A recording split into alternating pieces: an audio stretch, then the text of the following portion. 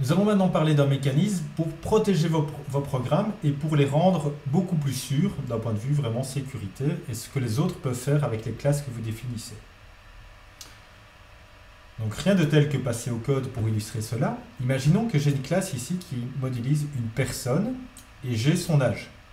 Et j'ai une petite méthode ici qui permet de s'écouler un an. Lorsqu'un an s'est écoulé, je fais âge++ et donc son âge a augmenté. Donc utilisons cette classe. Je fais une petite personne P, je fais ici, elle démarre par exemple à l'âge 0, ok, par défaut. Ok. Je n'ai pas besoin de le rendre, enfin si je souhaite le rendre explicite je peux, mais ce n'est pas nécessaire. Voilà. Et lorsque un an va s'écouler, voilà, si j'affiche l'âge de cette personne, je vais retrouver le contenu de la variable âge, et donc je vais voir normalement 2 ans.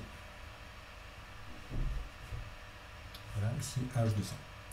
Le problème de cette manière d'implémenter la classe personne, c'est que rien ne m'empêche ici de faire p.âge égale p.âge égale 50 par exemple.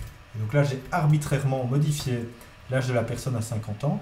Or, je souhaitais que la modification de l'âge ne se passe que via cette méthode-ci. Okay. Et donc la question qui se pose à nous, c'est comment protéger le comportement de cette classe, vu que je ne souhaite pas qu'un utilisateur de ma classe puisse arbitrairement modifier ici la classe âge, la variable d'instance âge. Et donc ce dont j'ai besoin, c'est un mécanisme, je vais illustrer ceci, c'est un mécanisme qui vous, en quelque sorte, permet de protéger vos enfants. Donc si vous avez ici un petit enfant, vous avez probablement envie qu'il reste à l'intérieur de la maison, voilà ici. Et si vous avez un enfant un peu plus grand, ben, il peut commencer à aller dans le jardin, il est un peu moins protégé. Et puis il y en a d'autres que vous souhaitez les rendre complètement publics et on peut faire ce qu'on veut avec. C'est un petit peu le même principe pour votre code source. Okay. Donc pour votre code source ici, vous souhaiteriez protéger votre variable âge. Et donc pour ne pas que quelqu'un à l'extérieur puisse modifier son contenu, on va la rendre privée. On va écrire le mot-clé private devant.